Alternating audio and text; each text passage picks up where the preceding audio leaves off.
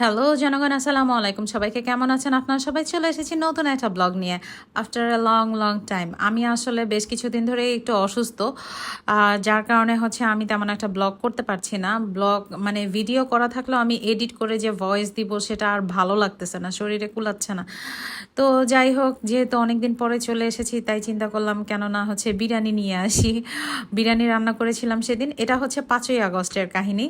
তো আমি বললাম না যে আসলে ভিডিও করা থাকে কিন্তু এডিট করা হয় না। এই 5ই আগস্টে, গত বছরের 5ই আগস্ট যেটা ছিল, সেখানে আমার মনে হয় না ওই দিন দুপুরে বাংলাদেশের কোনো বাসায় রান্না হয়েছে, কিংবা রান্না হলেও খাওয়া হয়েছে কিনা আমি খুবই কনফিউজড। মনে হয় না। যাই হোক, তো সেই উপলক্ষেই চিন্তা করলাম যেহেতু গত বছর কিছুই রান্না করি নাই, সবাই খুব একটা আতঙ্কের ভিতরে ছিলাম, আল্লাহ কি ডিসিশন আছে কি ডিসিশন আছে। তো এই বছর চিন্তা করলাম কেননা সেটাকে সেলিব্রেট করা যায়, যেহেতু আমাদেরকে ছেড়ে আমাদের প্রিয় আপা পালিয়ে গিয়েছে। আর হচ্ছে পালিয়েছে সেটাও একটা সুখের বিষয়। সেই উপলক্ষে আমি চিন্তা করলাম বিরিয়ানি রান্না করি। আর এই চিন্তা থেকেই বিরিয়ানি রান্না করা। আর বিরিয়ানিতে আমার অবশ্যই ঘি দিতে হয়। ঘি না দিলে, ঘি পেঁয়াজ বেরেস্তা এগুলো না দিলে না আমার পোষায় না, ভালো মনে হয় না। তো যাই হোক, চিকেন বিরিয়ানি রান্না করেছিলাম সেদিন। কেমন হয়েছে অবশ্যই জানাবেন। আজকের মতো বিদায়।